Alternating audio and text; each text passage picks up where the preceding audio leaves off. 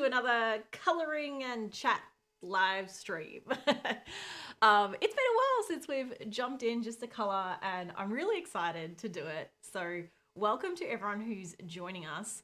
I always like to give just a few minutes before we get into everything, just to allow a few more people who maybe are just getting the notification right now that we're going live to jump in and join us. So I want to start by saying hello to everyone who's here early, and hello to all of our members who are here. Sparkling Rose Creations, it is great to see you again. Always nice to see some of our members joining on the lives. And Nessa Wolf, good to see you here as well.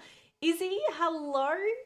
And and Caitlin is here as well. Caitlin is one of our Teal members, and we get to do lots of really fun video calls together with our Teal members, which is a lot of fun. I also do want to say hello to some of the rest of you that have jumped in really early, because I always love seeing the conversation when you get here. And I have to say, Sarah Chalk, you have a habit of really confusing my team, because we see your name and we see Sarah Clark, but it's not me. Sorry, Sarah Chalk. Hi. Really good to see you here. Sandra Kenny, great to see you here as well. Angela from Canada. Oh, we've got someone here from Poland as well. Can I just say Kat? Is that okay? Because I don't think I'm going to say the rest of your name correctly.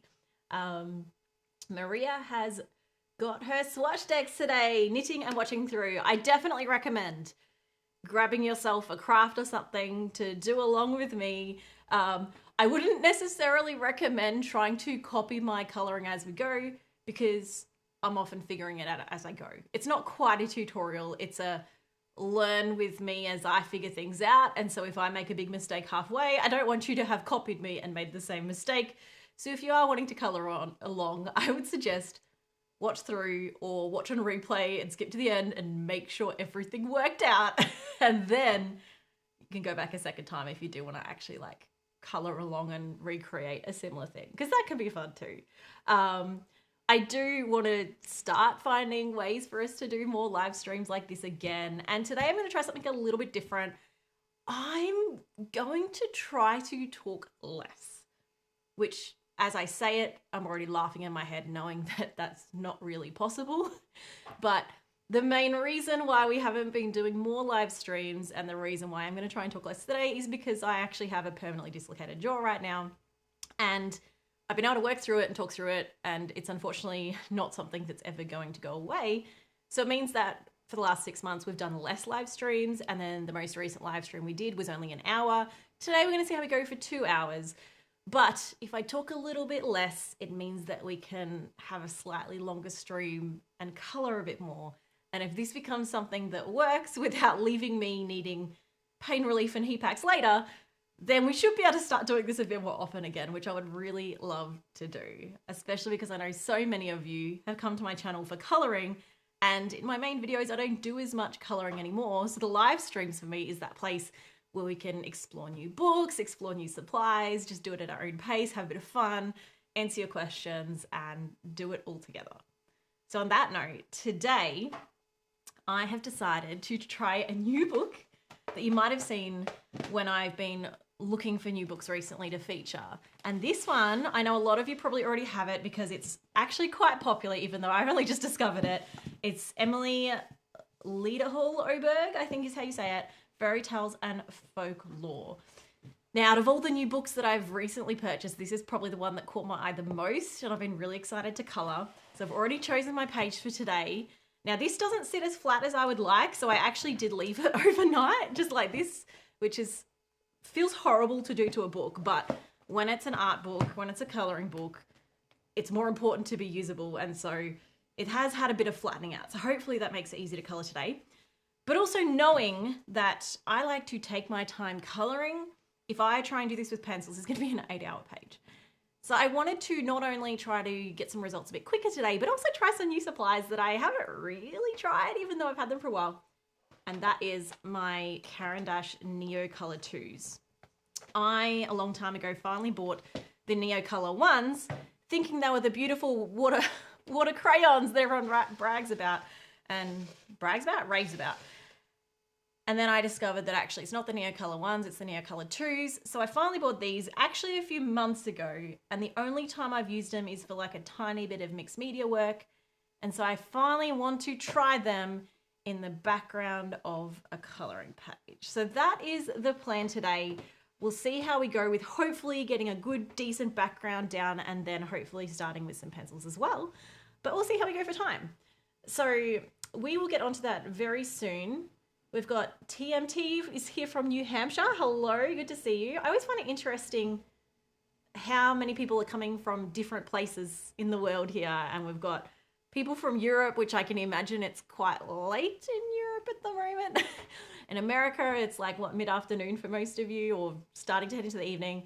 And in Canada, it's 8 p.m. So we've got people from all over the world, which is really, really cool. And Elmo is here. Actually finally made it to a live stream. Yes, that's amazing because we see you everywhere else and on Discord and in the comments, but live streams, welcome. So I would like to jump into this because I want us to actually achieve something in this today. So I have got my Neocolors, and before we started, I also prepared a swatch decks ready with them. Well, kind of. I've done some swatches of the whole set, but I haven't written the names on them yet. But I'm not too worried because they're in the same order that they're in the box, so it should be fairly easy for me to find the ones that I'm using. But this, I haven't even flattened since I did them, so you can see the water's like just bent it a little bit, but not really any damage. So they'll be nice and flat once I get them sort of back in the shelf.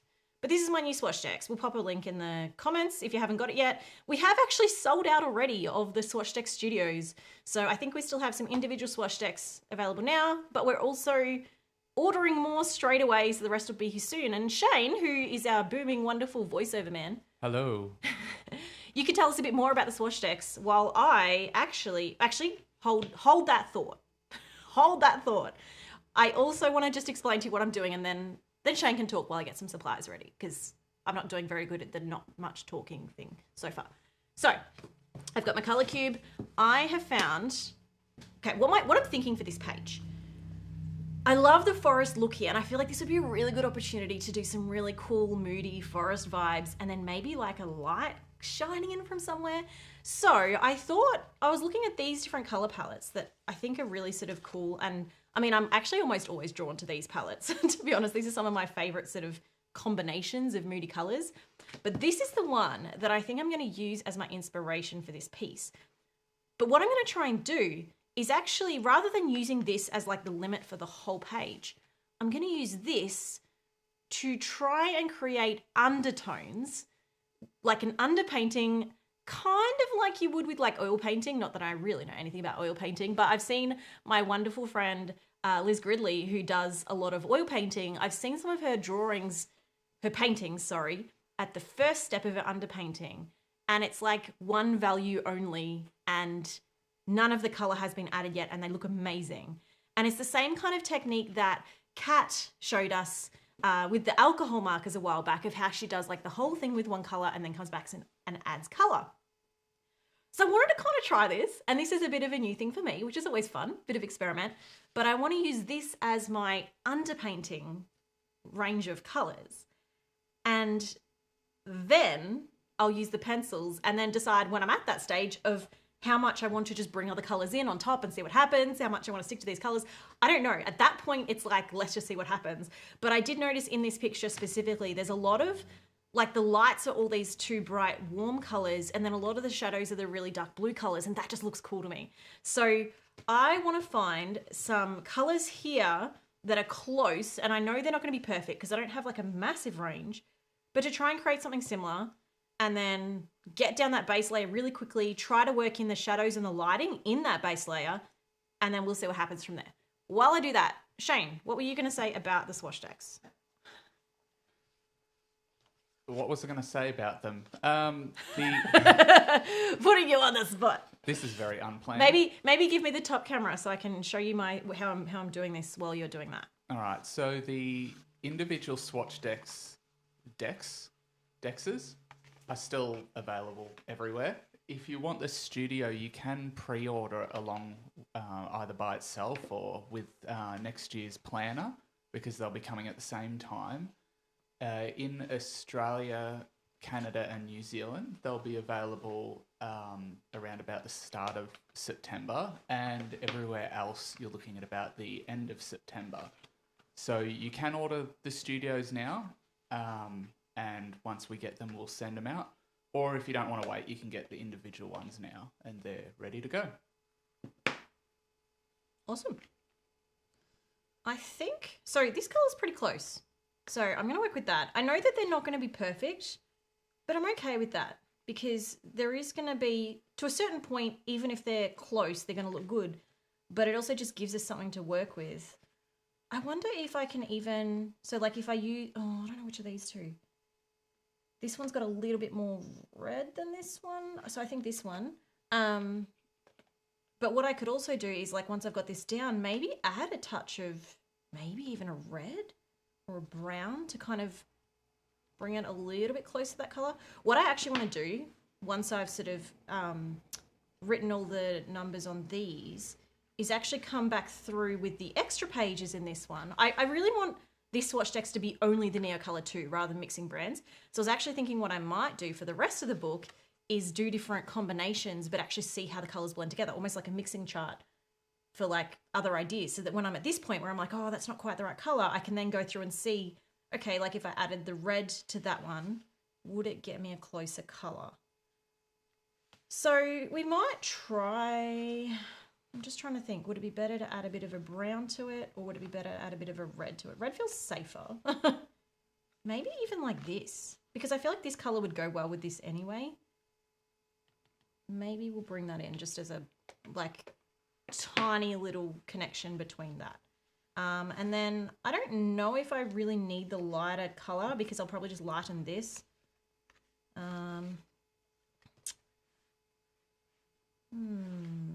It might be enough as is. This might work. We'll see. I mean, we can always just start and then we can adapt, right? That's what we do. So what have I got? I've got, just for anyone who is trying to copy this later, I've got a blue. So my blue is called Prussian blue and I've got a teal. So these are kind of like either side of these colors. So I figure together they'll probably work. This is malachite green. Then I've got the lighter color here, which is salmon. No, yes, salmon. And then I've got my purpley color, which is lilac. And then I've got the green, the red is a bit extra, which is carmine. And I guess I'll bring a black, which you want to be careful how much you use black, but if we kind of use it with like the blue, that is just black. All right, I'm feeling good about this. Sarah? Yes? Sarah's suggested that you maybe try them on a scrap page. Yeah, I actually would always recommend that, even though it's always worth just like testing these colors together. So we were talking about the red, for example. So let's actually just try. Let's think of these as our shading because we're going to go from like dark to light. So we've got the blue here. And then if we tried to like add a tiny bit of black into that, we've also got the purple, which we said we wanted to add a bit of red into. So let's just like even just draw a bit of red over it and see if that gets us closer to that color. Put purple on its own too so I can compare. And then I wonder if we even pile the purple with the black, how that will go. And then the teal, maybe it's not really teal. Well, it is teal. It's malachite green. Even mixing that with the bluer touch. Just see if like tiny bit of layering, see if that makes a difference. So I've got also just, probably should bring my water somewhere a bit more accessible. I've got some water. I think I want to do very little water because I don't know how well this colouring book is going to handle it. Now this is already proving the black is going to take over very quickly. So we're going to have to be really careful with how much black we do. But it does seem to be, yeah, I think I'm going to have to be careful with the black. Actually, just looking at that, it very quickly just muddies that colour. Mixing that blue and that malachite green, if we just pull them together a bit, that's quite a nice combination. I actually even like it going from one colour to the other. So we might even try and embrace that a bit of like the imperfect colour. And then we've got, so that's our purple. Now red. Now purple red is, it's definitely more red. It's not quite, I wonder if I need a brown in there.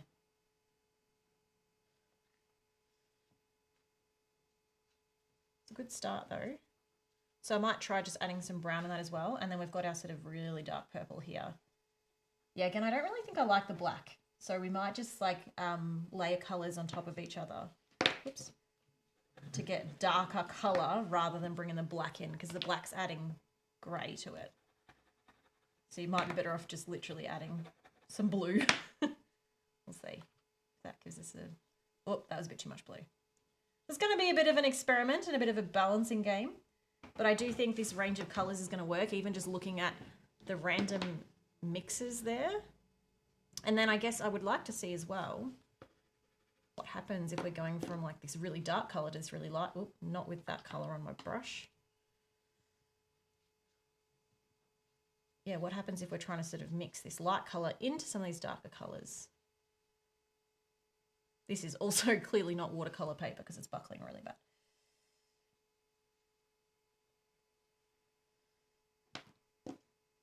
So I think this will be workable. They actually go together quite well, these colours. I do want to just see if I bring in like one of the browns, if even just a touch of the brown, like if we can pick it up from like here, bringing that onto the purple, if that gets us a bit closer. I mean, it doesn't hurt it. Warms up the purple a bit. Especially next to the orange. I actually kind of like that. So I think we're kind of just going to wing it. Wing it off a bit of this. I like that purple as like the mid-tone. And then I wonder, rather than going to like the deep purple, if we then use the blue as like the shadow tone on top of that. So look, I've got to remember to not put so much water on. I feel like that as like a gradient from dark to light, I actually think that kind of works. Kind of goes through the range here. It doesn't really have the teal. I think the teal's going to end up maybe being a bit of an accent off the side. We'll see. Or maybe the teal ends up being like a different selection of the mid-tones. Yeah, I mean, I kind of like that little collection of colours. Someone else likes it too. We get lots of hearts in the comment section. All right, so we're essentially kind of just staining the page is what we're going for here. I haven't actually thought about where the light source would be, but I think coming from the back could be really cool. So what I might do is just, because we're starting from nothing here and I need to know what I'm going to do, I think my first goal is to just work out where are the really big shadows, where are the really obvious highlights, and then kind of just fill in the gaps as they make sense. So I'm thinking our light source can kind of be coming from the top right, because then we'll catch a bit of that on her face. So let's just draw some of those bits where there might be some light source. We might have it bouncing off this side of some of her her cloak, her hood. All right, very roughly plotting this in. And then, so she might have just like a, well, so that kind of feels like it's coming from behind, doesn't it? That's not a bad thing. Let's do that. Let's do it like almost a slight backlit thing, as if it's coming from up here somewhere. So then things like the leaves can just have like a little edge of it as well. I'm kind of intentionally doing this really rough as well, partly just out of curiosity of like, I want to do all the detail with the pencils at the end, but kind of start really rough with this and just see what happens. So experiment time, which is why I definitely recommend only copying on a replay rather than following my lead into the wilderness. If you're going to follow someone, make sure they know where they're going first, or at least wait to see where they end up. Okay, so I think we've got, yeah, a bit of light on all those edges of the trees if the stuff's coming from there. Not really worrying about being out of the lines at this point because, again, it's just the under layer. But everything on that side is what I'm sort of doing here, just so that I know where my general highlight will be. And if it's light on that side, then we're going to want a shadow on the other side. let's just... So my goal here is less to think about the colours of the final piece and just try to think about literally the lighting. And do this all as an underlayer, underpainting, thinking like an oil painter for a moment. Kind of wish that I had learnt oil painting, maybe someday, because that would really help right now. The concept of underpainting. But there's only one way to learn, and that is to just have a go. Alright, and then the opposite end, we'll use our blue. Let's figure out where the big shadows are. Now, this I'm going to be more careful with because it's a lot harder to undo dark colour than it is to go over light colour. So I do think she's going to have a bit of dark on that side of her face. And then actually, I've done light on that side of her face, but actually that light is probably only going to hit like her nose and stuff because this bit that I've actually done is going to be behind her hair. So it's not going to get the light. It will actually be dark.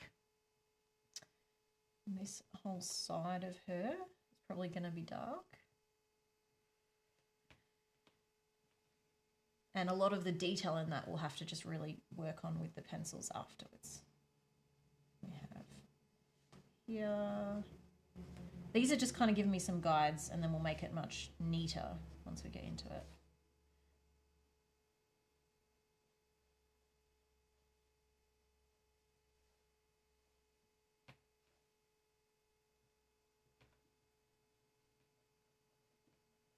All right, I'm going to go into focus mode for a second. So, Shane, let us know if anyone leaves any good questions or comments.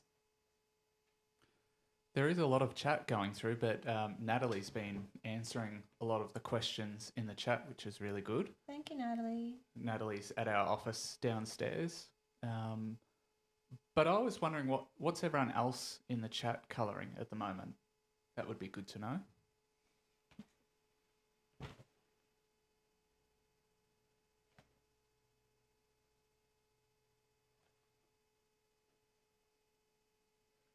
And if you don't like silence, I recommend putting some music on in the background. We haven't put music on so that you can choose the song. And so we don't get copyright strike. Well, that too.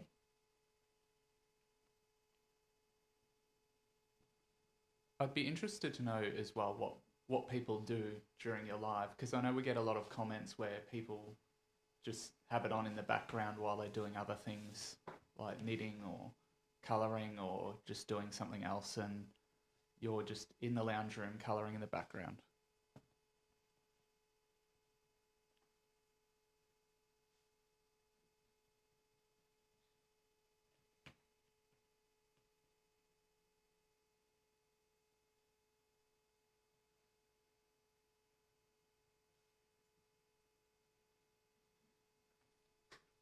We've got someone who's studying organic chemistry while on your stream, which is new. That's cool. Liz is here, and she's putting away her washing. Liz is the one I was just saying about. Liz, you'd be so proud of me. I'm trying an oil painting, underpainting technique, but not with oil paints. Someone is working from home, doesn't want us to tell the boss, so secret's safe with us. It's okay. Just watch with the towel over your head. No one will know.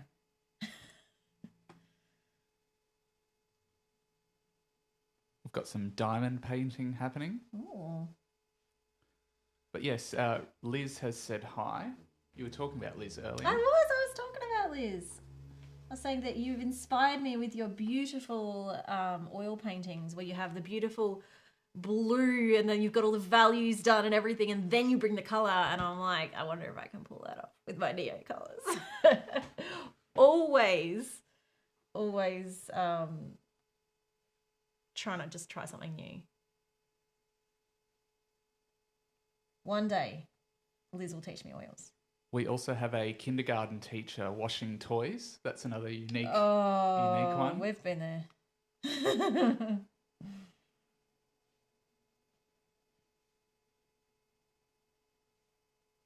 Alright, I'm starting to sort of blend out these dark shadows a bit. I'm kind of just feeling it now to just go with what feels right at the moment.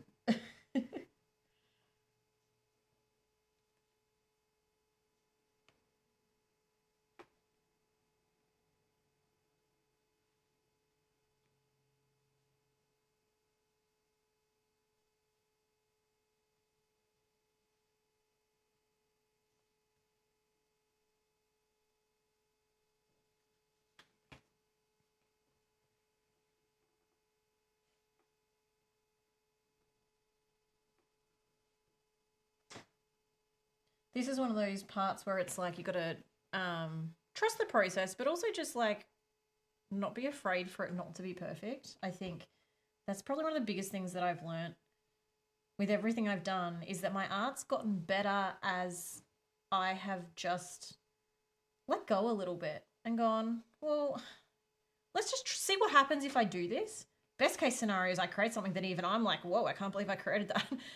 Worst case is, well, okay, we learned some things. Like that's, nobody's going to put your stuff in a museum and laugh at you if you don't do it perfect. And if they did put you in a museum, then who cares if they're laughing at you because you're in a museum. And you'd be laughing at them. And you'd be laughing at them. Like, art is so subjective. But I also just think that nobody wants perfect art anyway. I think, like if you want perfect art, people just make it with AI. Like we being human means things aren't perfect. And I actually think that that's cool. I think that's special. Even when I was doing these swatches this morning, I was like, oh, I went out of the lines and whatever. And I was like, you know what? I don't care. In the past, that would have really bothered me. But I was like, it's a swatch. It's allowed to look messy. Messy just shows that it's loved and used and that you're spending more time making art with it than making perfect swatches. So I think there's room to embrace the mess and take risks. And even now, like, yeah, okay, I've done this a few times, so I'm not feeling as totally scared about how this looks, but I don't know if this is going to look good when I'm done. I don't know if we're going to get to the end of this live stream and I'm going to be like, great, guys, so this was a cautionary tale. Don't do this. I don't even know if this book handles water, and I don't know if my Prismacolors are going to work on top. But I'm here to find out. And hopefully we end up with some art at the end. And if not, we had some fun colouring together. And you know what mistakes not to copy. And we got to use our supplies, because using the supplies is far more important than waiting until you're a better artist to pull out the more expensive stuff. It's only a waste if it's not used. Nessa has suggested that you could always buy another copy of the book. You have a little bit of a secret when it comes to colouring books that you use on our channel. Yeah, no, we don't really do that anymore though. What Shane's alluding to is that we used to always buy 2 copies, because then our reason for buying 2 copies was actually because then we would have a copy that we could, like, we'd get to the end of the video and often we'd be like, oh, we forgot to take a photo of the before of this book. Like right now, I forgot to take a photo of the before of this book. Luckily, our top camera is recording, so we can always just take a screenshot. But it means that at the end, in seeing like the before and after, we didn't have that. And so because a lot of the books I was using were just those $5 Disney books, or even $2 in some cases, we just buy 2 of them. Problem solved. So you always have like a spare. I didn't do that for this book. It's a beautiful book. I'm just going, well, it's the thing about art is that we are the biggest critics of ourselves, but also like, I don't think I've ever looked back at art I've done and gone, oh, that's so embarrassing. I can't believe that's in my book. Instead, you look back and you go, oh, wow, gee, I wasn't as good back then. Look how much I've grown. Look how much. And, you know, a book like this, because you spend so many hours on it, you actually do learn a lot just after every picture. And so the books end up becoming almost the history of your journey, which I think is really cool. So definitely don't be afraid to just try. We have a lot of people in the chat who are giving their cats cuddles. Oh, Moscow. Where is Moscow? I think he's asleep on our bed. I actually think he's probably downstairs with Natalie, because she was also someone who said she was cuddling a cat. Oh, well, fair enough. Because she didn't bring her cat, so must be Moscow. Natalie, please confirm. Please confirm. Is Moscow getting sufficient cuddles? Or is Moscow hiding? Moscow's work. Oh, I have such a bad habit. Who else does this, right? Of like, I can't draw without leaning on it. I need like you know what I need? Not that I've ever thought to do this in all the years that I've drawn, and it would make so much sense. It's just this. That's just problem solved, right? It's not as nice now. But it does stop me putting dark blue all over the areas that I'm trying to keep light. So probably should do that more often. As long as your paper towel doesn't smudge everything. Oh, that's a good point. Probably should check on that a bit more. It's probably less likely to smudge it than my hand, though. If anything, it's a reminder to be aware of it. This is where stuff like the paper quilling was really interesting because I'm so used to having a support. When I didn't have a support, all of a sudden I realised how much my hands actually shake all the time. Too much coffee. Not enough coffee.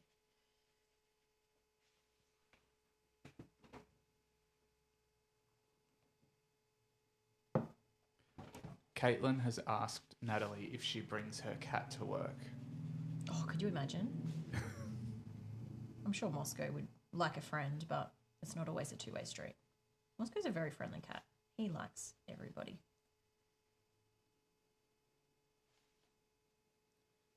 He usually comes in the office and the person who has been here the least is the person that he chooses. He likes to evenly distribute his cuddles. Did I made a mistake. That's okay. So this, I coloured this thinking it was a tree, but that's the gap between the trees. The tree's here and here. So, no worries. Better to find out now than later. Mistakes. We all make mistakes. All right. So, I mean, I feel like you can kind of already see a bit of the vibe of the lighting even at this point. And I probably should keep going. There's a part of me that wants to just jump ahead and see what happens next. And I mean, I could. I would love to like get her done a bit, and I don't know, is it a mistake to, for the sake of even just getting more done in our live stream, should I just leave some of the background and kind of do some highlight bits that are going to be exciting to see the results of, and then we can come back and sort of figure out the rest later? What do you think, Shane? I don't really know. I think if I don't move on, I'm gonna run out of time to do, like, I would rather have her and maybe some trees coloured really well and come back to the rest than keep doing the base coat on everything and never even get beyond the base coat. I think that's my thoughts. So maybe get her done and then that's come what I'm back and thinking. do the rest.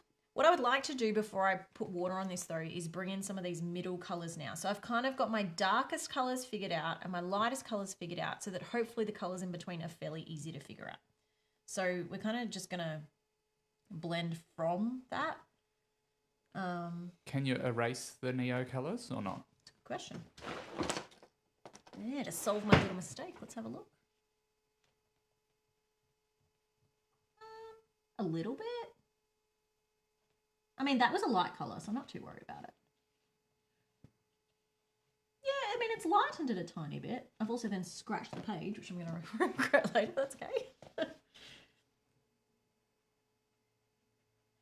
Okay, question. Should I bring in some of the teal? Because at the moment it's all very blue and it's lost a bit of the green. Should I bring back some of the teal in the shadows, or should I use the teal among the purple as like a bit of a two-tone kind of fun thing?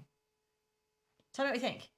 Do we bring the teal in as a middle colour, or do we just try and keep the teal in the shadows and keep the purple as the main middle colour? I mean, it is an underlayer, so actually like mixing in two colours, I feel like I want to do that. I feel like that'd be fun. Rhonda has joined the chat. Hi, Rhonda. How are you seeing more than me? I don't know.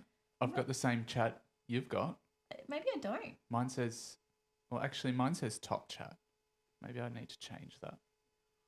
I don't know why I haven't. Oh, no, I did say Rhonda. Sorry, Rhonda. I just didn't. I was looking for your name at the very start of the thing, but you've got. Ignore me. Ignore me. That's the person on the video. Just ignore me. That's not really good advice for a live stream. We'll keep the video on, but just mute the audio. Just mute me. Okay, so the feedback so far is don't use teal and purple main.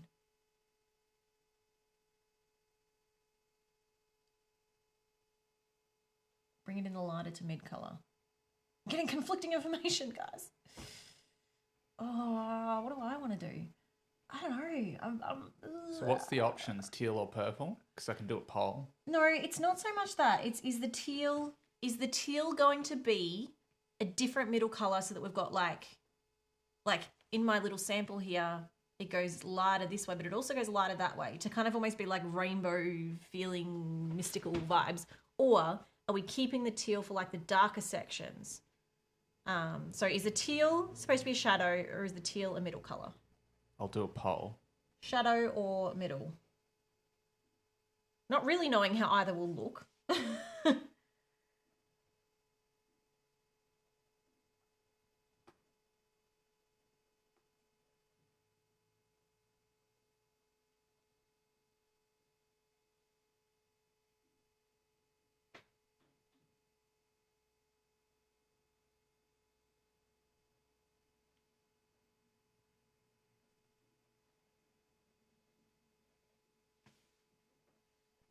All right, I'm starting a poll, I think. There we go. Poll.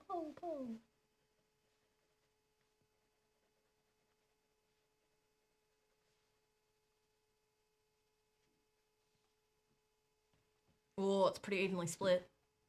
Middle is winning at the moment, though. Wait, are there 3 options or 2? 2. Okay. Shadow or middle, and middle is at 61%.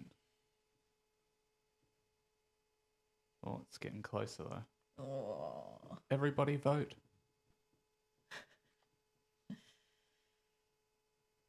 Please don't make it a 50-50 split.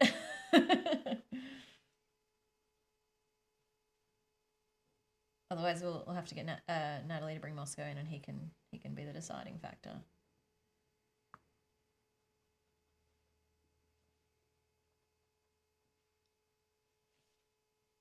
Oh, it's like It is really actually close. getting pretty close.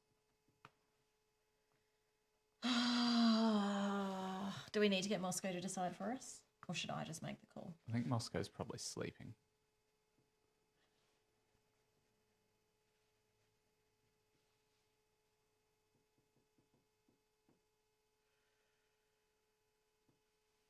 Oh, it's 52. How did you guys manage to get it closer with more people voting?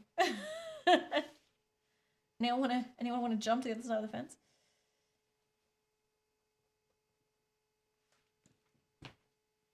All right. Oh, I guess it's up to me then, huh? All right, here's what I'm thinking. I'm thinking the leaves, we go more teal than purple. To a point. They still need the purple because the purple is like the lighting, so we can't just like not use it. Maybe we bring it in just a few little pockets of teal. Almost as if there's like a patch of colour sort of sneaking through somehow. That's what I'm thinking. I do think the teal on the leaves, and a few people are saying teal for the plants, makes sense. That's an easy first step. I don't know if that goes against the concept of what we're trying to achieve, but we'll do it. All right. I mean, middle is slightly higher, so I'm gonna bring it in a few select places, I think. Treat it as more of an unexpected accent. So not on top of the purple, because then it will just change to who knows what colour. But I did leave a few gaps not knowing if we we're going to go this way. So a few little spots where instead of going to the purple, we've gone to the teal. So it's like teal here, purple here, teal here. We'll see how that works.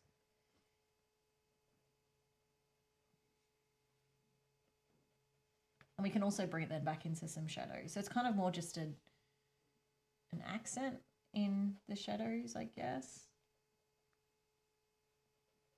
So I did both in summary. Run a poll and then ignore the results. I didn't ignore the results. I gave them heavy consideration.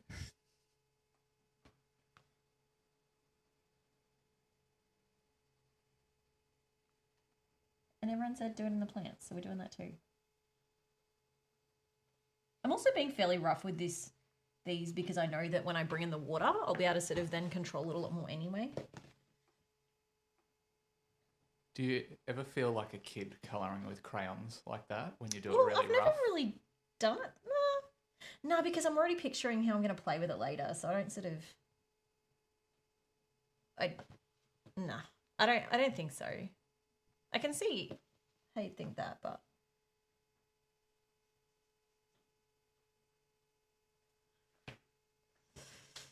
It's kind of working.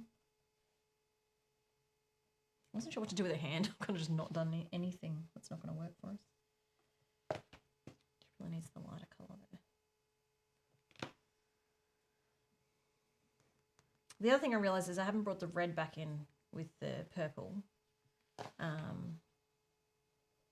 might do that a bit too. All right, I'm going to stop playing with the background. I really want to sort of see what happens with her. Actually, except for this bit. I want to do this. The other thing that even though I'm being rough, I'm also being light, because if you go harder, you're going to mark the page, and then even when you do the water over the top, it's not going to pick that up. It'll look weird. So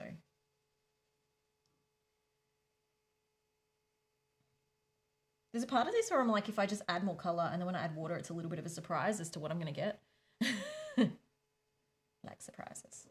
Well, yeah, actually I do like surprises in art. It's a risky approach, but also makes it more fun, more of an exploration rather than knowing where it's going. Now, I don't know about the brown. We did think about that. Let's come back to that, I think.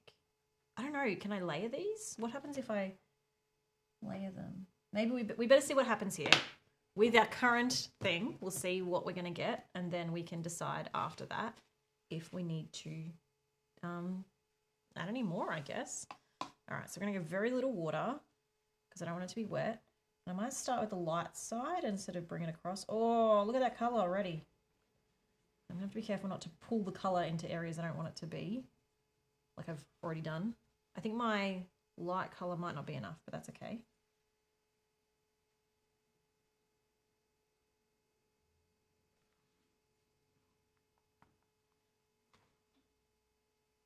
I don't really know what to expect with these because I haven't used the Neocolors other than maybe once or twice, and that wasn't like trying to colour with them. Just realised I'm probably not, this isn't a watercolour brush, so probably not helping, but still a nice brush. The other thing is I am intending on going on top of this with my pencils at the end. So there's also a bit of room there to fix up any blotchy bits and stuff like that. Right, the teal really pulled out in that one. How did I end up with so much teal there? Maybe I need to do a bit more purple. I didn't think there was that much. Whoa, that's a lot of colour.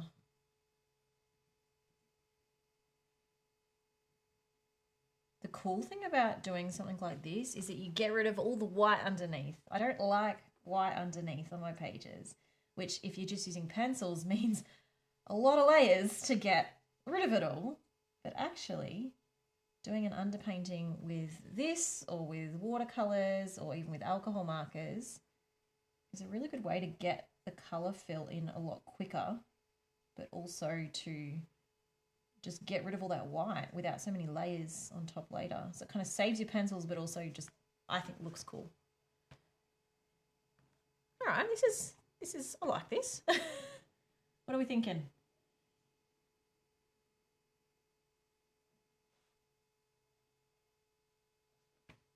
I have lost a bit of my lightest colour because I think I did that fairly light. So I'll have to come back with a bit more. But again, this is not too worried about losing that.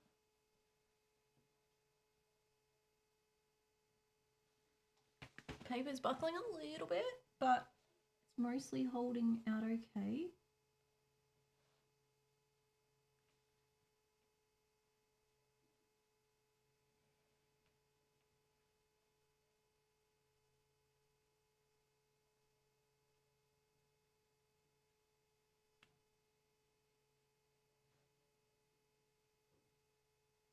I should do more painting. Like this feels more like painting now, even with watercolors. Like I really enjoyed watercolors when I did them, and I haven't really done them since. It's not unusual for me to try something once and then never do it again.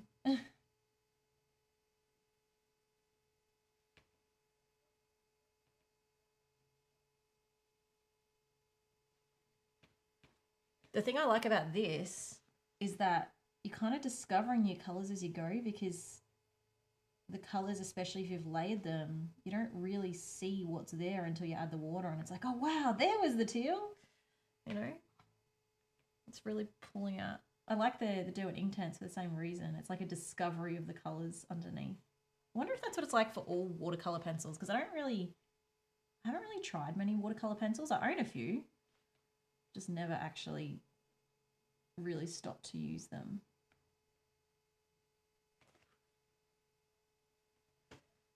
Maybe something for a future live stream, trying all the watercolor pencils.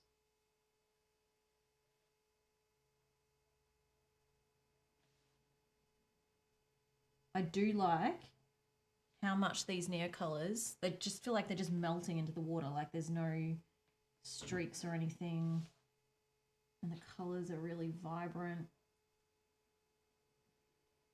And some of the areas, like I've pressed pretty light, so the colour's still quite strong, even though I haven't put a lot on. That's cool. Caitlin's asked if the Neocolors look very different from watercolor pencils. Or are they similar? I haven't really tried watercolor pencils. But these feel watercolor-ish.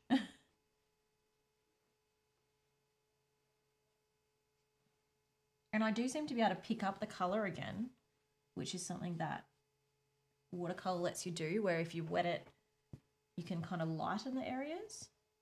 So I might try that in a second to get some of those highlights back.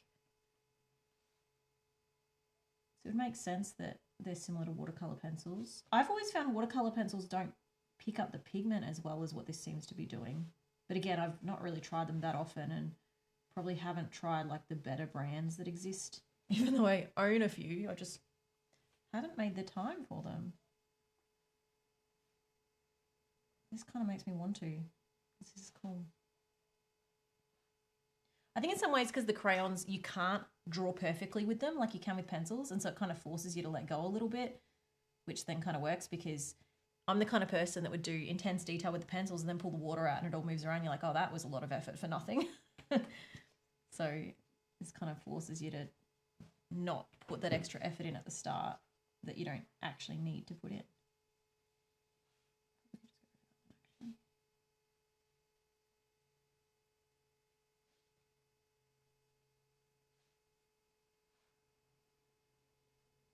I'm liking how this is looking.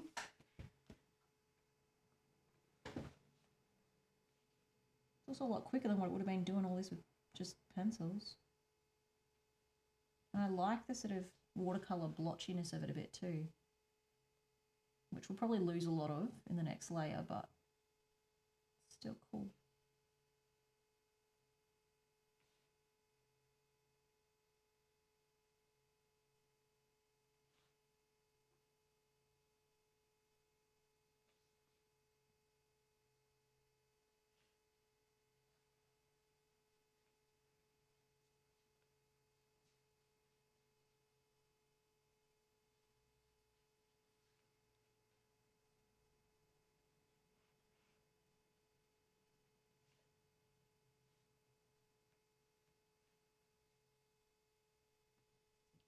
Sparkling Rose Creations said that can't wait to play with crayons again now after watching this video. Always makes me happy when me playing makes you want to play too. That's great.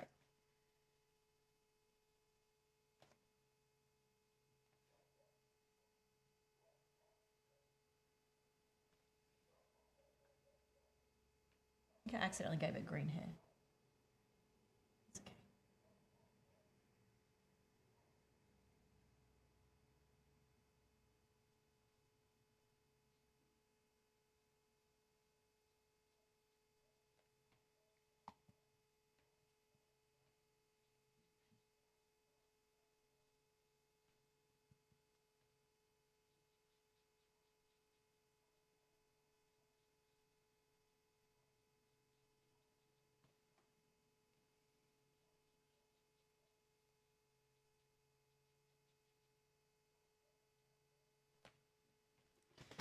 All right.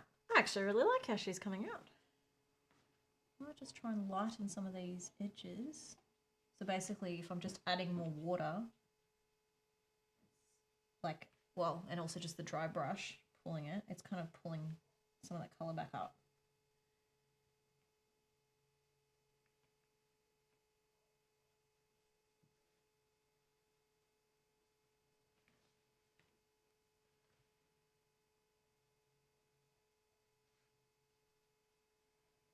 I also intend to sort of come back with the highlights a bit better with the pencils too.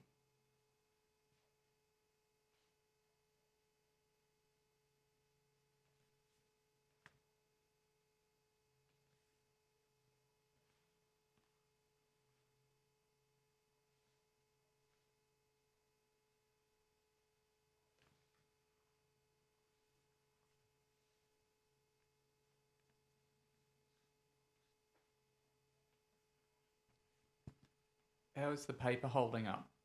Actually pretty good. It's a little bit buckled, but like no more than any book would be.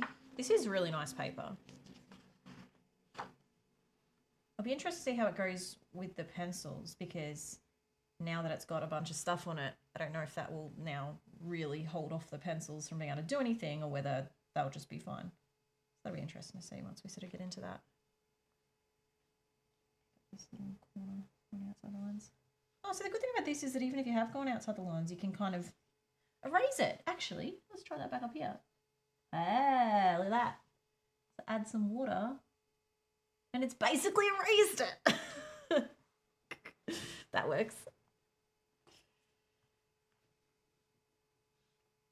Solved our problem. I want to lighten things again.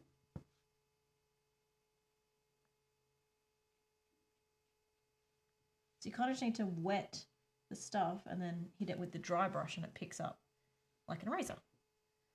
That's good to know.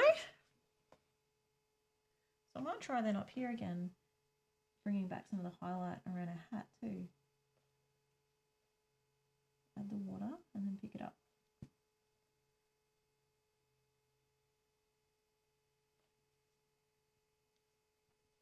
Have you ever used refillable water brushes? I have. I personally prefer to use a brush than the water brushes. I mean, they're good for like travel and stuff, definitely. The few times, like I was almost going to use one today. The thing is that I found that if you are pushing them while you're working, you end up with way more. Like you have to be really careful not to flood your page by accidentally putting too much pressure on them, which I often do.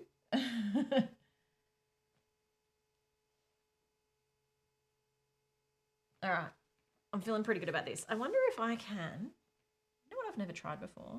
Says me who's never tried Neocolors at all, so also this. But I wonder if these work like pigment stick type things where you can just pick up a bit from the end. It would make sense. Yeah, look at that. Huh, so you can basically just make a watercolor paint. So I could come in. Well, that's actually really dark. Maybe that wasn't a good idea. Just really build out more of, really get these values working. Oh, that's so much water. Hang on.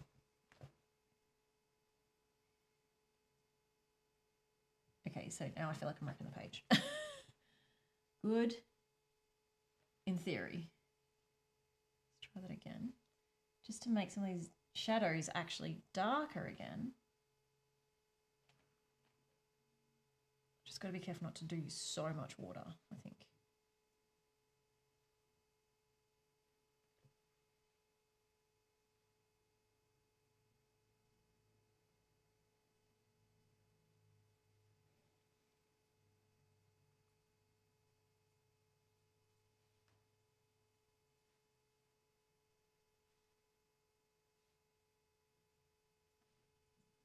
Would you like to give any updates on any upcoming videos?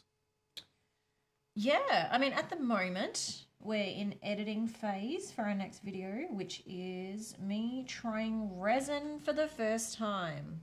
And it has been chaotic fun. I thought I had my head around it, and then I didn't, and then I did, and then I didn't, and then I did. And we recruited some help from Evan and Caitlin, who are resin experts, and I'm really excited to show you. That's coming out next weekend, which is really cool. I'm also planning my next video, and my next video is one that I've been thinking about doing for a while, and I keep postponing it because I've been a bit unsure of how to approach it. But I have been wanting to do a video about Crayola's signature range because I find the range to be underwhelming. That's very diplomatic. Yeah, I just, every time I've tried their stuff, I've been really disappointed. And I really like Crayola. And even with the Lightfast test, we did Crayola signature against the normal Crayola kids pencils, and the kids pencils actually were more Lightfast, which is like crazy. So actually it was last year, I think September last year, we went to a Crayola store, or the Crayola Experience, I think it's called. And because they have the store there, we also then bought basically the entire signature range that they had, so that I could like review them. And I've been planning it all year, and I think we're finally going to do it, where we're basically reviewing the whole range and seeing, are these actually any good for adults at all? And I thought, look, I don't want to just be someone who just makes a, video attacking a company. So I've also reached out to Crayola, and I'm really hoping that we can have a good discussion with them about it, and maybe even work out, can I help them improve it somehow? I don't even know if they'll be open to that, because who am I, So I've emailed them. I actually got a reply from their PR person initially, and she's like, okay, what is it you don't like about the range? So I sent her a 7-page document that was pretty brutal. So I don't know if because my thing was like, I need to be honest with them. My intention is that I am making a video about how I don't like this product. I want to be honest with people, but I also want to give Crayola a chance to sort of speak to it. But given that I've been pretty upfront with how brutal my reviews intended to be, I'll be interested to see if they want to talk to me. I think the best outcome would be that they would not just want to talk to us, but actually like hear me out and potentially look at like improving the range, right? That's like best case scenario. That's also a very big ask of a brand that's as big as Crayola. So worst case scenario, they send me like a cease and desist and ask me not to do it. But in that case, that's not really worst case, because then we have a far more interesting video. I don't think they do that. Caitlin's asked if the video is going to be spicy. I mean, I don't want to create a drama video, but the product is, I don't like them. I think they're really disappointing, and I think Crayola can do better. So, yes. I want to find a way to make it a positive thing. I never want to be someone who just makes drama videos because I can or whatever. So I'm hoping that now that I've emailed them, I mean, that was only a few days ago, so I guess yesterday, the day before, I don't know. I've only just sent them this like 7-page thing of here's all the things that are wrong with every single one of these products. So we'll see how that goes. Either way, it's going to be a good video. It'll either be Crayola ignored me and their product sucks, or it'll be maybe Crayola listened to me and maybe their product won't suck as much in the future. I don't know. I'm curious if anyone else, though, has any experience with the signature range. I don't think it's just me. But I really just feel like it's a very underwhelming range, and I was really hoping to see more from what is Crayola's adult launch. I'd really like to see much higher quality products. But yeah, I'd be curious in the chat if you've got any of your own thoughts on Crayola's signature, and if you've tried any of their stuff or even heard of their stuff, and what your thoughts are on the packaging, even the performance, the pricing, like all that kind of stuff. Because, if I don't hear back from them, I'll give them more feedback. And if I do end up talking with them, I guess having feedback from more than just me is also really helpful to say, look, this is what my community is saying too. So it's helpful to know what you think either way, if you've ever used any of their stuff. Aussie Crafter is here. Oh, hi. Hi, Azzy Crafter. Good to see you. I also started a poll. You started a poll. What's the... Is Crayola signature any good? Yes or no? It's a very black and white. I tend to be more nuanced than that, Shane, but I'll take it. All right, I'm feeling this. I'm liking it. This is my underlayer. Hey Liz, if you're still here, how's my underpainting going? From the oil painting expert. Are we pulling off a suitable underpainting? Kind of just adding. I'm starting to feel these Neocolors. I'll tell you that. Like at the moment, I'm just like vibe coloring. Is that a thing? that's the only way I color. Vibe coloring.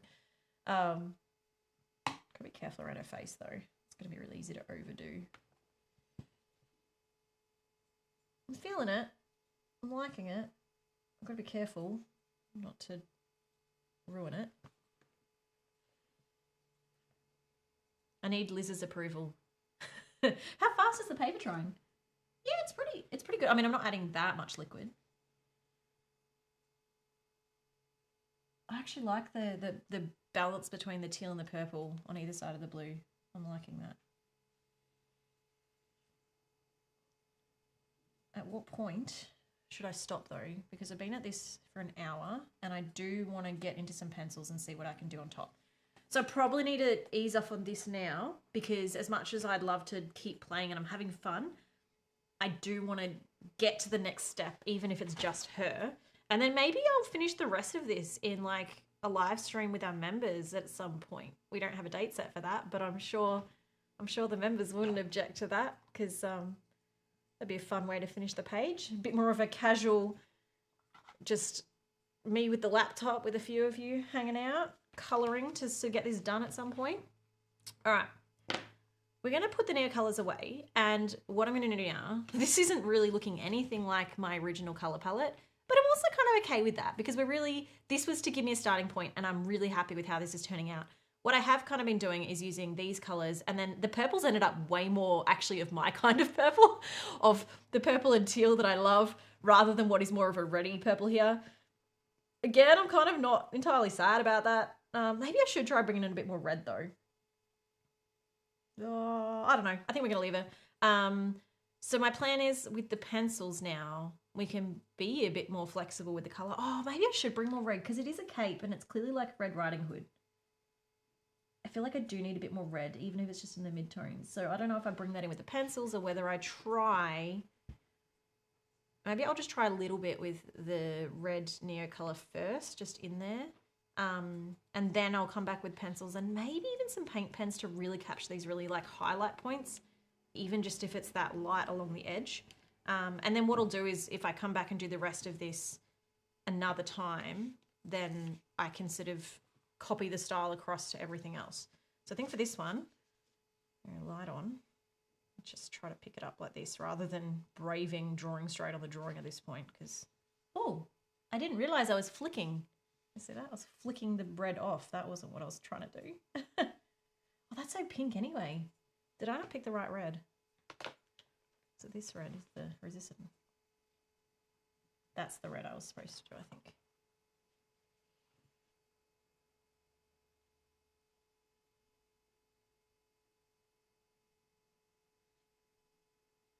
Yeah, that's better. That's the red. Okay. So we just want to keep this.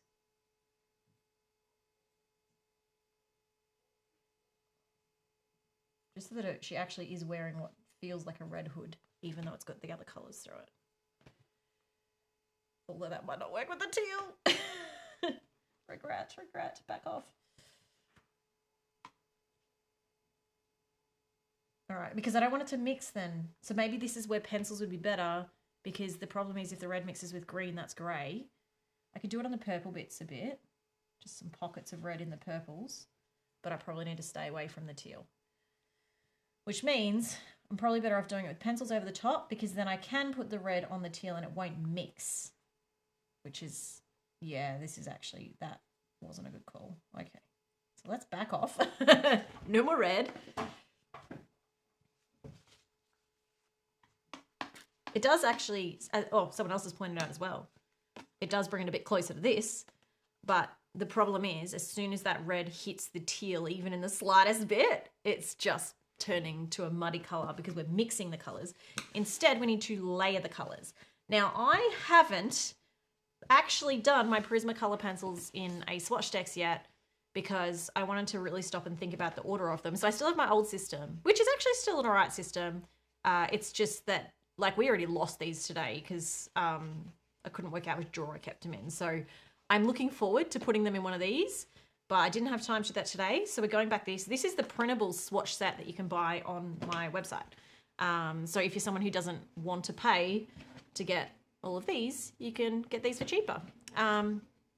So what I'm thinking here, I still want to kind of try and go roughly some of these colors.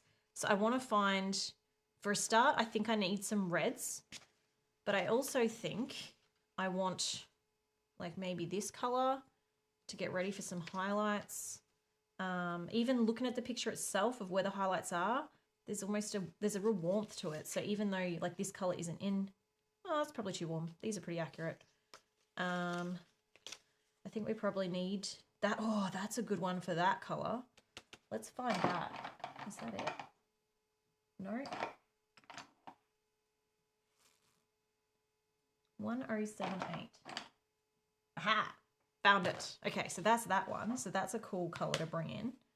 And then we can just, I guess, play around with some of the other blues and reds and purples. Loz has joined the chat. Hi, all my Aussie art friends are joining in. Hi, Loz. Nice to meet you. Not meet you, see you. Okay, we've done our Neocolor 2s, and now we're getting some Prismacolors. So I've got some purples. These are also other kind of purpley. That one is 901. Where's that? Aha, actually, that's a really good deep blue. So yes, and then some other sort of reddy purples. And then I do want to bring in some reds. You know what I should do, since we've got our little cheat sheet here that we've been working off, is find, what's this one? 25, 925. Let's try this. What happens if we actually put this on top here? That actually works really well. And that's going to bring in the red that I want to bring back, which also brings it more in line with this. But I also think then, even if we end up on the green, it's not now mixing, so it's not going muddy. So that is going to be a really good option. So we've got that one. And then where was that purple I really liked? 1078. So that's actually got a lot of red in it as well. So that could be a really good one to go with that, to bring it back to some of these colors, especially on a hood, because a red hood just feels right, doesn't it? Okay. Probably only need those two. That's starting to not really help us. What's this one? Oh, that's a nice purpley red. Okay, I like those three. So we've got, what do we got? 1078, 1009. So we've got Black Cherry, Dahlia Purple, and 925 Crimson Lake is what we're going to start with. And I also would like to get one of these colours. Is that colour? Just ready as like a blending out into some of the lighter tones. That could work. What's that one? That is Peach, 939. Okay. Let's see how we can go. I don't really know how I'm going to start this, so we'll just start. So these are quite purple now. So we'll just go in light. Maybe I should actually start with the red and just bring some of the red in and then work backwards from that. So I'll stay away from the lightest edge, but we'll kind of use this in the mid-tones. Give her back her red. Maybe not over all the teal, because I do like the teal under there. I don't know.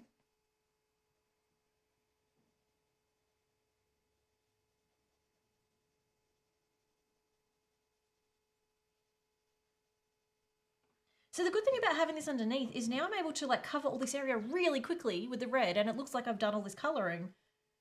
But I actually haven't added that much pencil because there's so much colour already underneath. So the whole process is so much quicker. I should do this more often. I need to work out how to transition some of these reds into the teals here though. Like, if I go over it, you'll see a bit of the teal underneath, but I don't know, does that... It should work, I guess. This is where underpainting is such an unfamiliar concept to me, of like, I'm painting a colour underneath that actually clashes with this. And so how do I now... I mean, I'm just doing it and it doesn't seem to be hurting it. So maybe this is just the method. Liz, help me. We have a thank you for introducing someone to paper quilling. Yeah, paper quilling was so fun. I also introduced a friend to it, who has a young daughter between the ages of like 8 and 12, and she's now like really into it, and that was cool. The next generation. Okay, I'm actually liking this. There's like a depth to the color that I wasn't expecting, because it's got these other colors underneath, even though the colors underneath don't really match the color on top. It's kind of just giving it layers. But this is obvious, right? But I'm going on a journey here. I'm going on a mental journey of like discovering the color within the color, and I really like it. I really like how deep it looks now. Of like, there's a lot of color happening. You're like, whoa, where's that color coming from? And it's like, it doesn't have the pop of color yet. I need to try some other things to bring that in. But there's a redness to her coat, but then you've got the lining on it.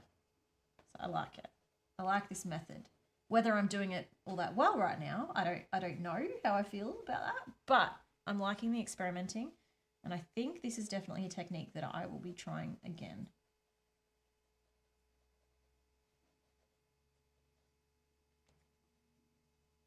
I think once I get in here, I'm going to need to go back to the purple rather than the strong red. We'll see.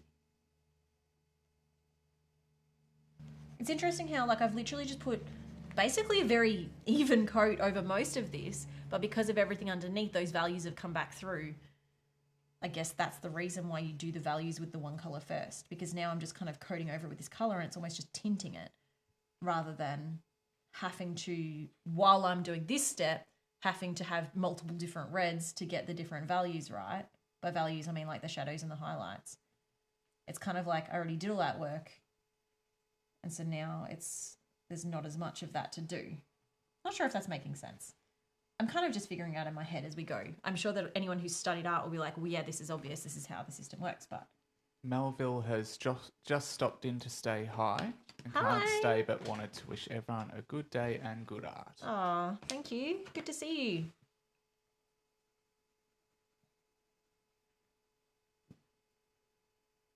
We get to hang out a lot with our members in our Discord. It's a lot of fun chatting throughout the day.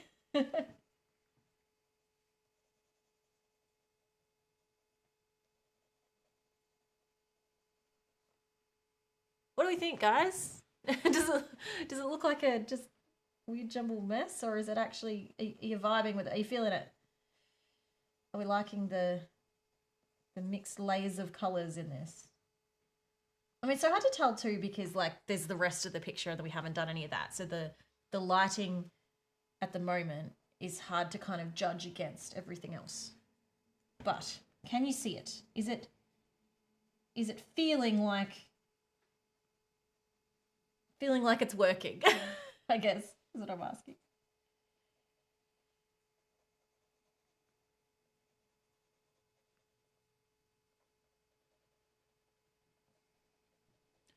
We have someone here from the UK where it's 2:15 in the morning. Oh, dedication. Commitment.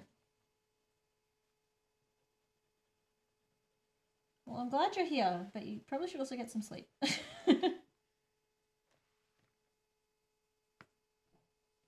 Bella in the chat says that she sees the vision. It's so moody and pretty. Oh, thank you. That's what I'm going for. not sure how I'm going to do with skin tones yet. Come back to that.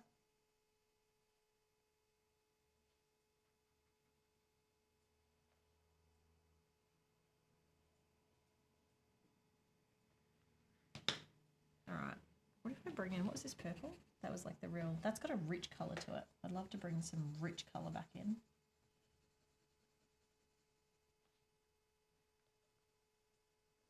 Brittany says, anytime that she wants to give up, you inspire her and help her to believe that I can do art as long as I keep pushing forward. So thanks for your channel. Oh, thank you. That's really, really nice to hear.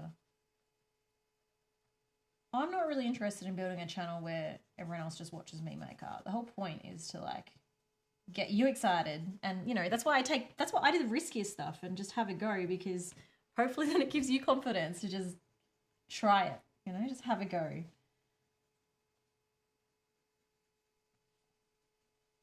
Sometimes the risks pay off. Not always. I mean, I still don't know where I'm at with this particular piece right now. I'm kind of liking it. Shannon is from Belgium, where it's 3:15 in the morning. Oh, wow.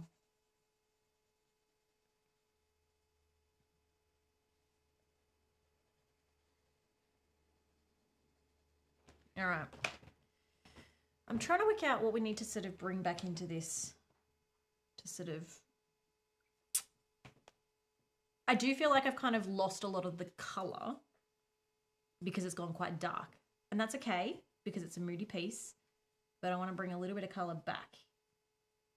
I'm not entirely sure of the best approach for that. I do have my lighter colour, which I was going to bring along the sides.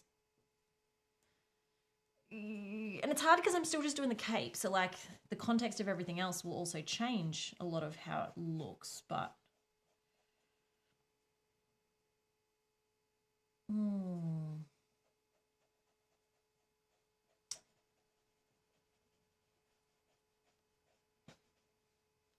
So my brain is just clicking over trying to figure this out. Figure out what I'm going for, what I want this to be. I could bring out some paint markers. But that's very much a towards the end last step. So I want to make sure I'm really happy with the rest before I sort of do something like that. Maybe I need a brighter red. Actually, let's try it here first. Oh, actually, I don't like that. What else we got? What's this one? That's short, so I've obviously used it a few times. Well, that's actually orange. Oh, no. We're not doing that. Is that? That's different to what I have, right? This is PC 195 pomegranate. That's a pretty kind of reddy colour. I'm sort of aware that I've like kind of just made this really dark at this point, and I want to bring back some of the vibrancy. I'm not really sure how to do that. Loz has commented saying some YouTubers forget that we are all a community, and without us channels that encourage community, and without us as viewers, they don't have a channel. Having channels that encourage community is really special.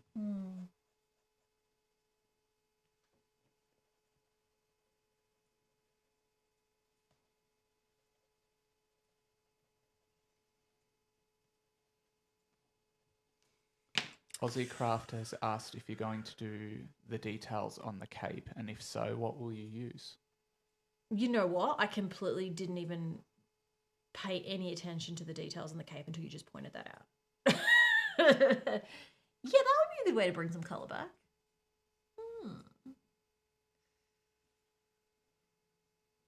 But then, I don't want them to look like they're glowing.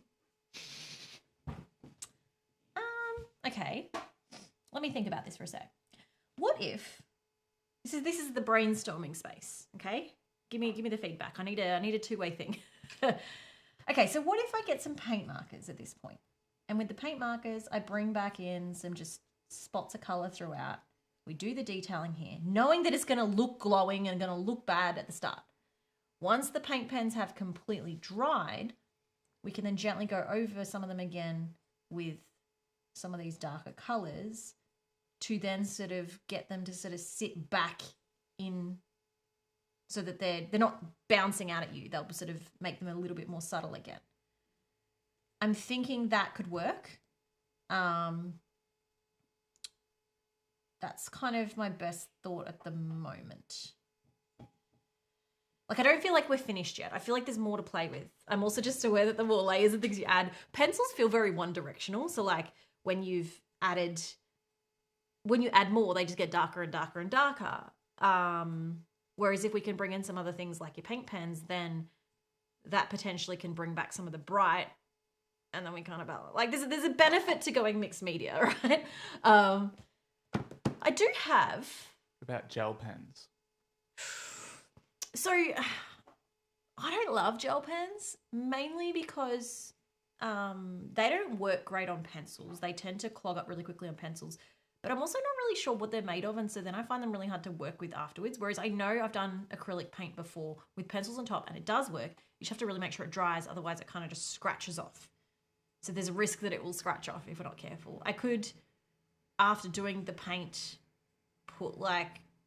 I don't like doing stuff like gesso or sprays or anything like that, because then I don't know how the pencils are going to react on top. Like, I'd just rather not. But I have done acrylic paint pens before on something like this, and then managed to successfully tone them down with pencils on top. My knuckle just cracked in a really weird way. I feel like that's a risk I'm semi-familiar with, so it's a little bit more comfortable. I do have some paint pens here that I haven't even tried yet, actually. I've got... Artex sent me these, and I've been meaning to try them. So I have SimTap acrylic marker set, and I have this that is just acrylic marker set. I don't know the difference. These, I believe, are like a brush pen. Yep. So, I mean, that would work. I'm guessing that even though you'd still need to shake them, I think. And I've got, let's see what these are. I don't know what the difference is here. SimTap acrylic marker is also brush tip. So, but this one you have to pump. Is that right? No? Does that come off, or is that a... Oh, okay. So that's the pump action. All right. It's a bit risky trying something the first time on a page, but I've never been one to back off on risky, fun things. So why don't we just push this aside for a second, though? Let's use our little test sheet to see what we can do with these. First, I probably want to pick some colours that I actually want, and I do want to go lighter. So we could go with something like a cream, because I feel like that kind of fits this a bit, or like a peachy. Is there like a peachy colour here? Could try some of these, because we can also tint these with the pencils later. So maybe one of those three. They seem very similar for such a small set of colours. That's three very similar colours. I'll have a look at what that colour is, because it might not be what it looks like. That's probably enough, right? I don't think it's a good idea to bring any massively new colours in. And if anything with the patterns, I think just going sort of a single lighter tone is probably safer than trying to do something completely unique. Do you know what's really funny? So I'm just looking at my coffee. It's gone really weird. Can I show you top camera? It's probably also very cold by now. It's gone like almost hexagon bubbles, because my oat milk doesn't always stay well. But it's funny, every time I see, the reason I'm showing you is because I just looked at it, and every time I see bubbles like that now, all I can think about is resin, because I was trying to create that kind of bubble texture in the resin. And so now I see that and I go, oh, they're good bubbles. Oh, but that's not resin. I don't know why my brain wants to do that. Okay, let's have a look at these. So I'm guessing they need a good shake.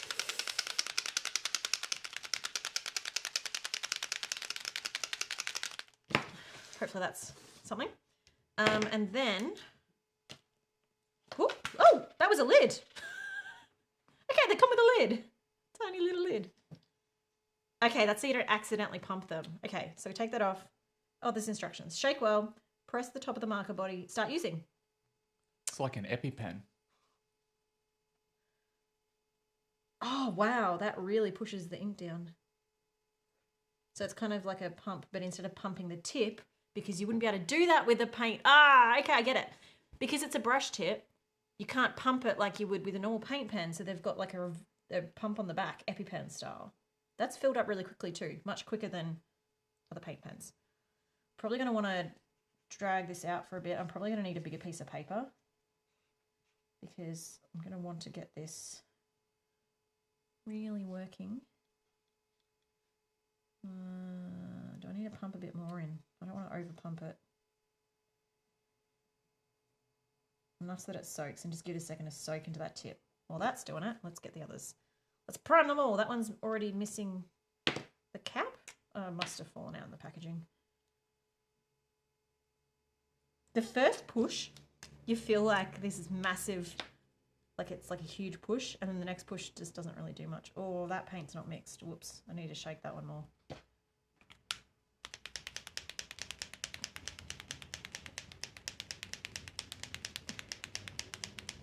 Liz says blowtorch it. I hope you're not referring to my colouring page. I hope you're referring to my resin.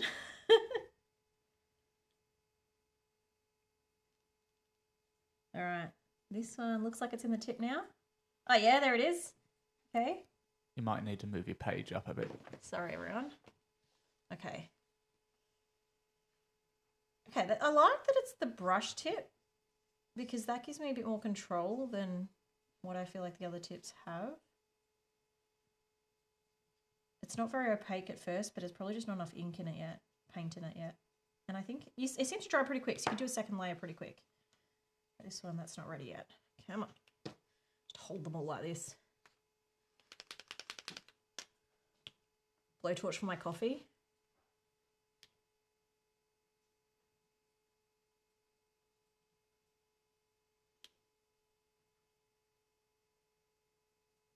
All right, it's like a race now. Go, go, go. Which one's going to get to the bottom?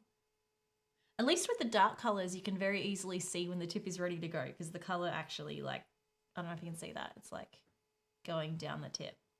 The light colours, it's very hard to tell. So I'm just going to give them all a little bit more paint. Pushing the button. Just realised I have definitely just mixed up all the lids. Please tell me that these and these have numbers on them. Otherwise, we have a problem. 700. Is that the... No, they all have that number. Oh dear, what have I done? Uh-oh. Okay, so quick brand feedback for everybody.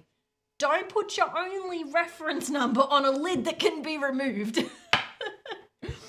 We messed that up. I don't think these have any other markings on them that tell me which one goes with which, so that's kind of awkward. Because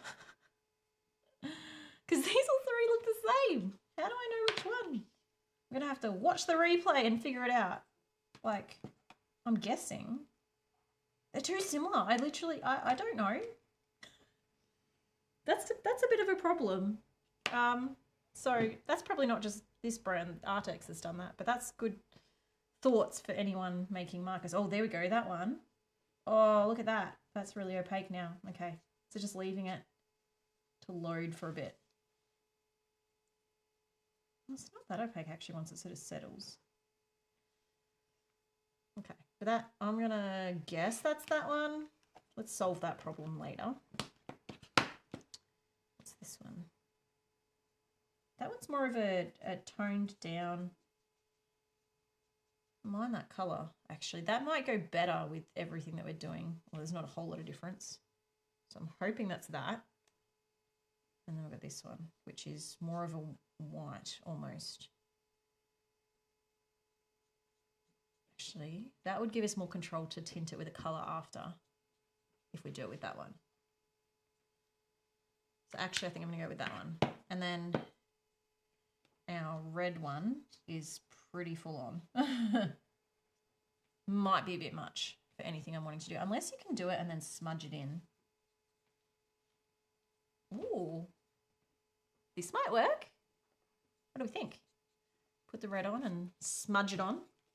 I'm going to try it. I experiment so you don't have to. That's lid on one of them. Let's put it on that one. I need to find those other lids. Okay, so what we're doing. I don't have a whole lot of time left. So I'm thinking we just brave it and just literally go on here and then smudge it straight away. This will bring a bit of a lighter red back in. Oops, there goes that lid again. Okay, the lids aren't very good to stay on. What do we think of that? That's actually brought a lot of bright colour to it. It is a bit more towards the orange, but I think I can then blend that back with my pencils a bit. Whoa. I feel like it'd be really easy to overdo this, and I may have already overdone it. So let's go a bit smaller for the next few.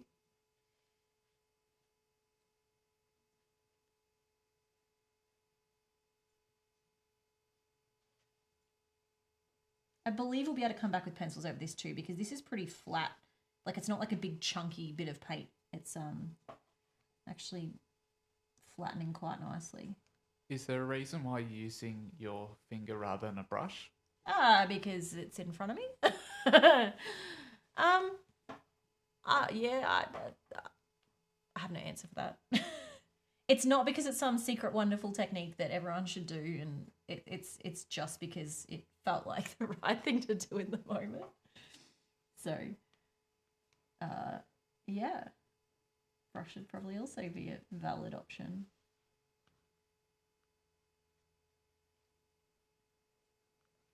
I'm liking how much red this is putting back in. But still, because I'm smudging it, it's still kind of pulling in the colours from underneath.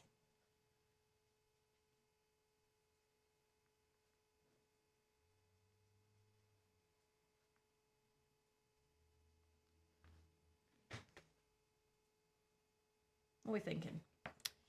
What am I thinking? What are you thinking? What do you think?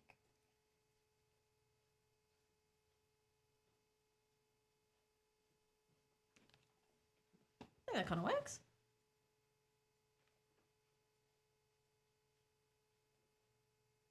Does it feel like a red cape in lighting? I feel like something's not quite right with my curvature around this bit. I don't really, I might have to do some more work with the pencils there. Cajun Hawk has joined the chat. Hi. We've got so many of our members here today. Love it. It's good to see those familiar faces. I feel like I've kind of not got the perspective right here, so I might need to come back with some pencils and just work on the shadows a bit. Like, it feels like a very sharp transition when all of a sudden these kick in. I'm not really sure how to sort of fade that back out a bit better. So this is where my overthinking comes in. And this is where I could totally spend a week on a page rather than a day, because I just keep on playing with those little things. Now, my lighter colour. So I was thinking for a start, whoa, that's actually really, I shouldn't have done that. A bit too much. Let's go a bit lighter next time. Oh man, that's letting out so much paint. Okay. Not really what I'm going for.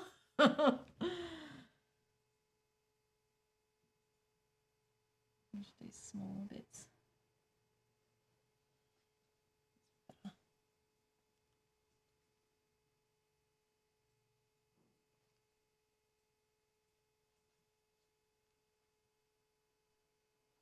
Oh, I was going to use to do the patterns. Totally just got distracted doing shading.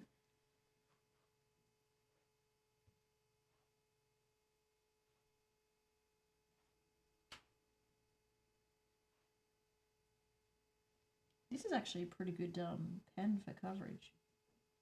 I like these. Oh, we could actually almost get rid of the black lines completely at this point if we wanted.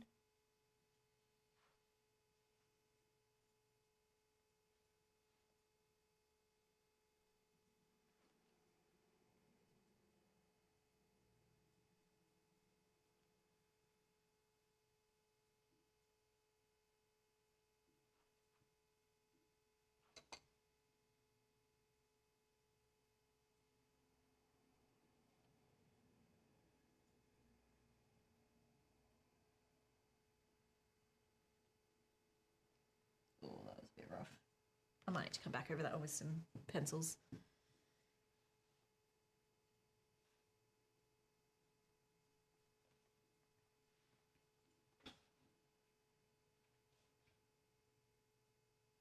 All right, so she's got a bit of a highlight happening.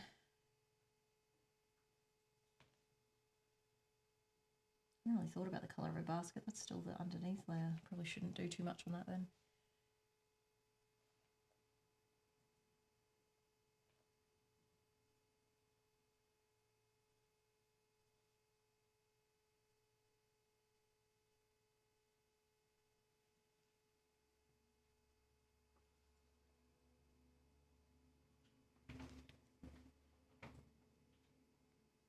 All right, I took a risk and I'm okay with it so far. What I was going to do though, totally forgot, the patterns. So we're going to do the patterns with this quite strong colour for now, and then we'll come back and work out how to dull them down afterwards. Oh, shaky hand coming in.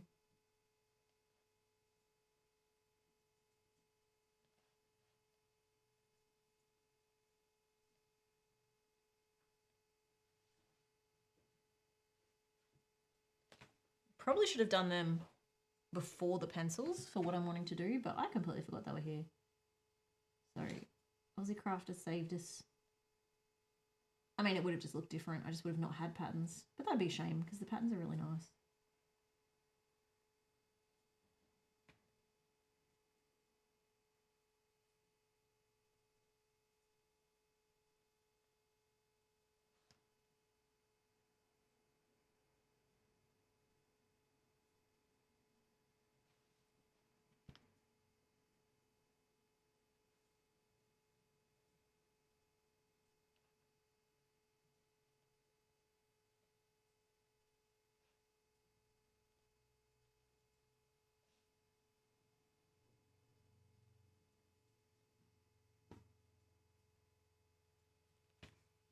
I think that'll end up looking good once I tone them down a tiny bit.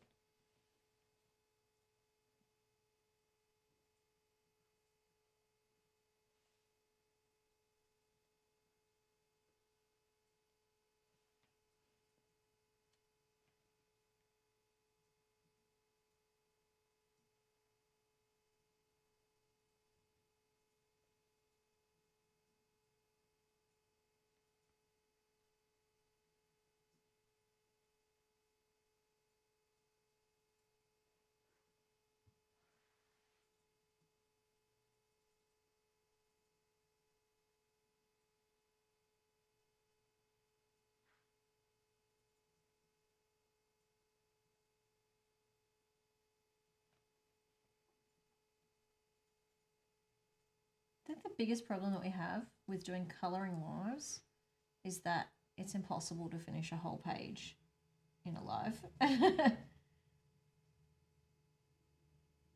like taking on a bigger page like this, but it's also just like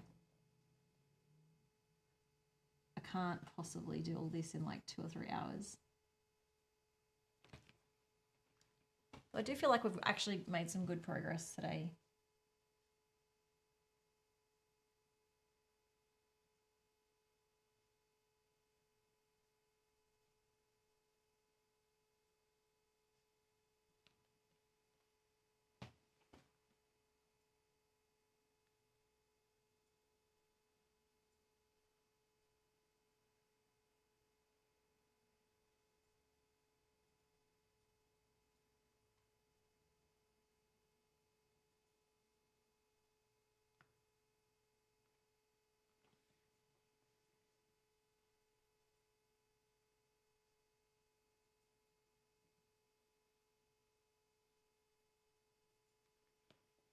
All right, we're almost done.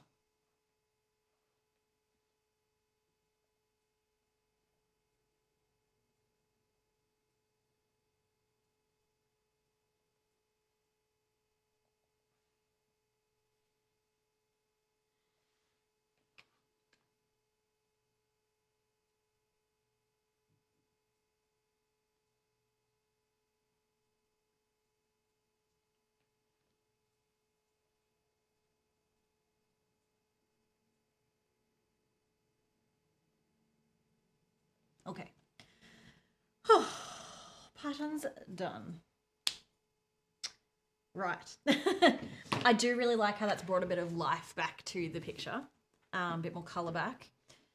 Colour, despite there not being any colour, like it's very pale. But what I'm going to try and do now, and I don't know if I need to let that sit for a little bit first and dry, is overlap some colour back over it.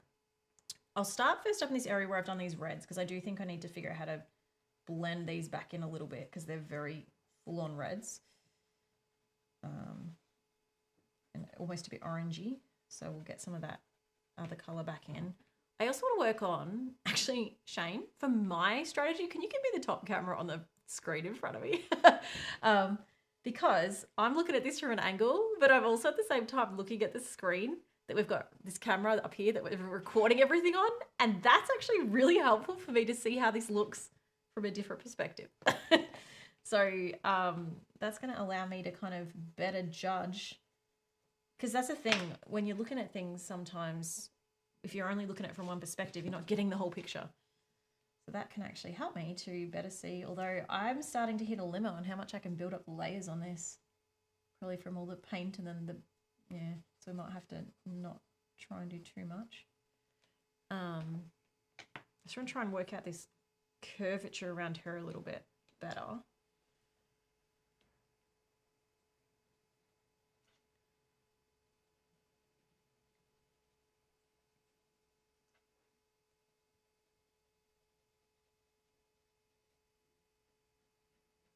Maybe it's about bringing those folds up a bit. That's kind of just a little continuation of the line, so it's more like it's actually folded up without being as obvious of a big fold. Maybe even...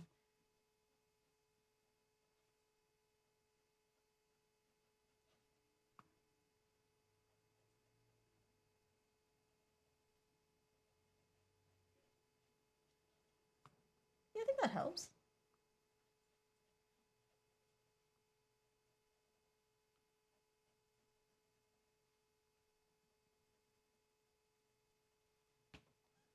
I think I'm liking that a bit more now. Looks so different to when I started, eh?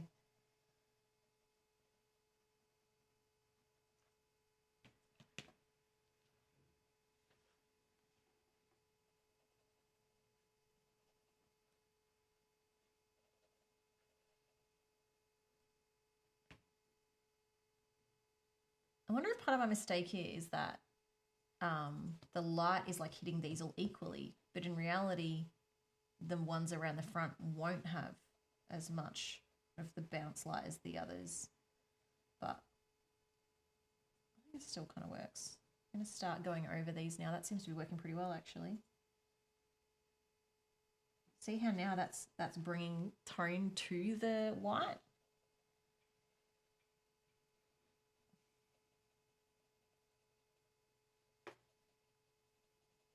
Yeah, there we go. That's starting to look more interesting now because there's more to look at.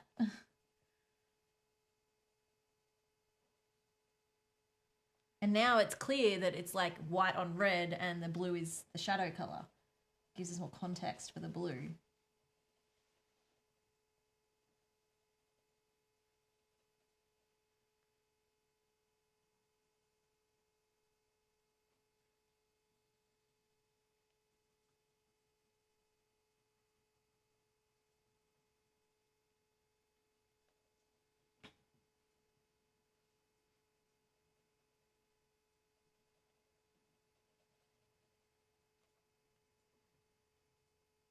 I really like this bit now.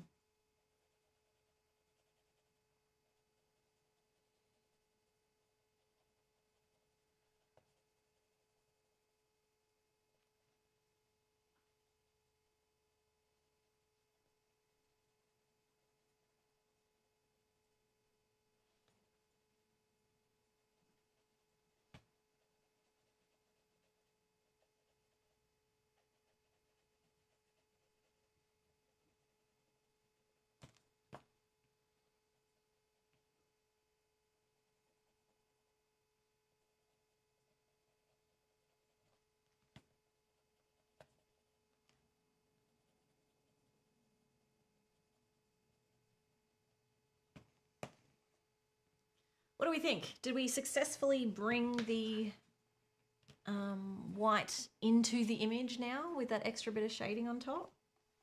What do you guys think about that? Shame they can't see it. I think that to me feels like it's now, you can tell that it's the lighting that's the blue. It's not just like a weird blue cape. I hope that's what you're seeing.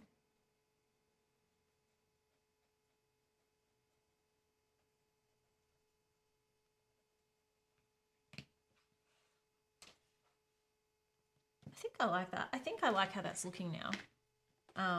The teal's still sneaking through in just a few of those little areas. I did miss one. I can see it. Let's color that one in too. I think because there was nothing else, and this is where the background and that will help give context too, because there was nothing that was any kind of different colours, you didn't have context for what the blue was. Whereas now the blue is clearly shadows. So I think this looks a lot better than what it did even just before, which just shows sometimes you just gotta keep going. Sometimes if it doesn't look right, it's just that you're not quite finished. It's not actually anything wrong with that.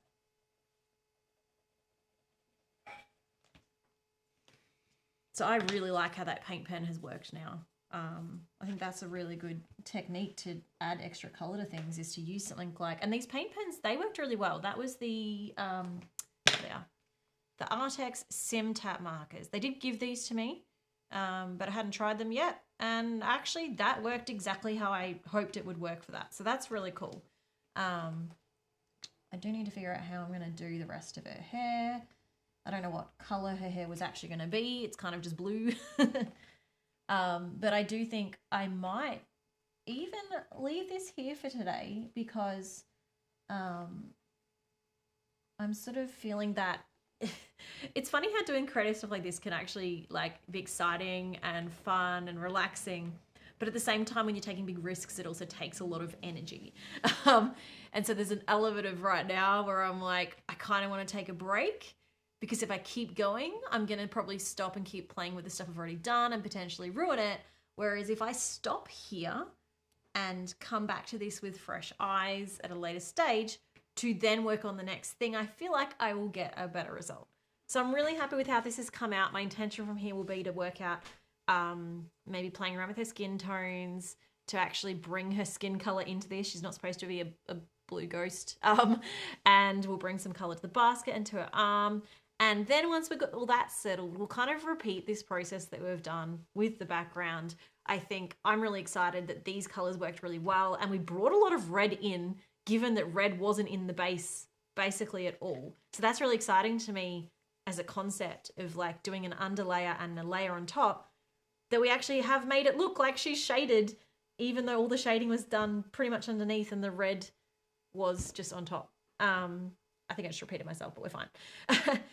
What I probably will do with this, just looking at this now, but I'll wait till I've done the rest. I think I will come back with maybe like a darker blue again, just to really make sure that the shadows are defined, that they're not like a really light blue, but there's actually a bit of, I don't know, I might not. I think that's the kind of decision I need to make after I've got the context of everything else. Doing her first makes it hard to kind of see how she'll look in the finished picture.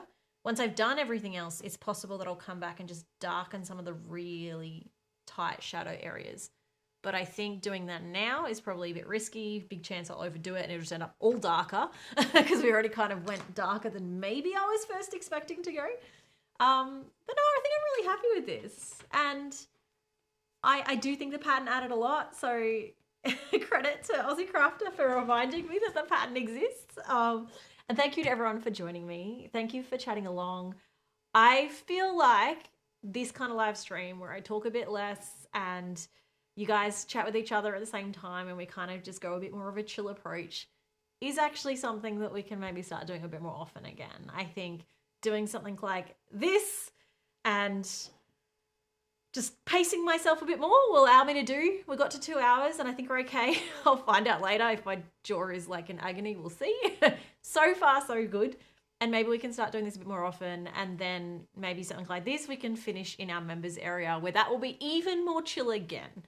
And you can all like just color along with me and I just won't talk at all. I don't know. We'll see. We'll have some fun. But thank you everyone for hanging out.